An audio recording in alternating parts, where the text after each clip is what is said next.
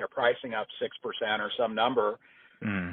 it's sort of like, okay, the new fees are here, and then they raise the prices to the pet owners, and, that's it, but yeah, I mean, nobody likes it, when inflation's going up 2 to 3% and you're getting, 2.5 to 3.5x that inflation number.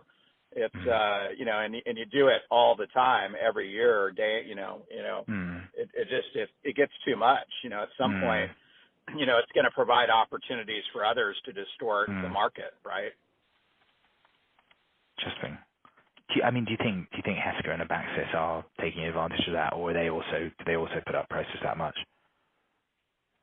Yeah, I mean, they tend to be more muted in my experience, kind of 3-4%. Okay. Just because they're always competing with IDEX and trying to create more delta between the two. But their list prices are all fairly similar. It's really kind of what you negotiate on the back end, I see. Okay, so it's there that IDEX are just less flexible by the sounds of things, or certainly in your experience on the negotiation. Yeah, they're just kind of the big kid on the block, right? And so, somebody's pressuring them on that. They'll say, oh, I'll give you this and this for free, or, they do stuff to placate people, but always get people to spend more money with them, if that makes sense. Interesting. And okay, so just if we sort of take a step back and, irrespective of the manufacturer, what kind of, do you see this, sort of pet diagnostics as a structural growth market? And if so, what are the key drivers for you? I do see diagnostics as a growth market. I think it's not growing as much as it used to. And some of that just may be consumer cost and people saying no. Yeah.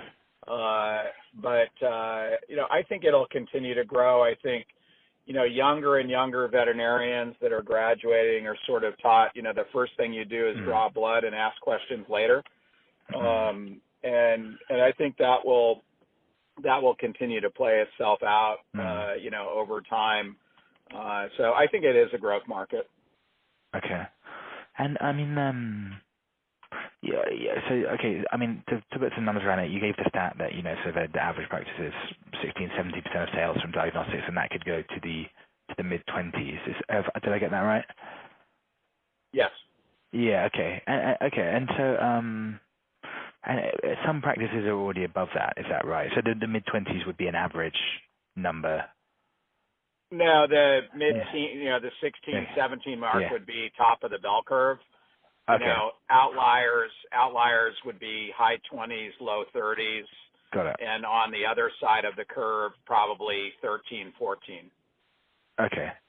And I mean, when, as someone who runs either a practice or a chain of practices, when do you make the decision to get a new machine? Is it because your existing one is sort of dated, or is it because your existing one is at full capacity and actually you think you can, double throughput by buying another?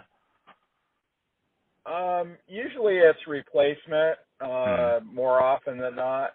I don't know where the whole cycle is in that. I'm sure it's all over the map, but it's either that or it's, there's a new box that can run 5 patients at one time versus 3, throughput faster, some incremental or major change in technology.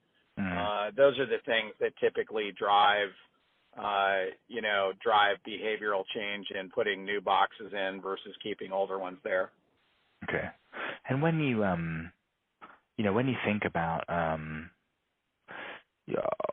I guess, what drives you to make the decision on one player over another? I mean, so we've already talked, I guess, about pricing and negotiation, but is that the primary consideration for you, or are there differences in the actual, I don't know, the range of offerings of the machines, the footprint I've heard discussed as in the physical size, just the relationships you already have with sales? I don't know. I'm just wondering what else is important.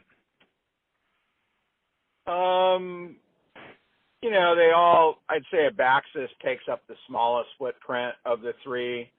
I think IDEX and Heska are fairly similar in that category in size. Heska might be a little bit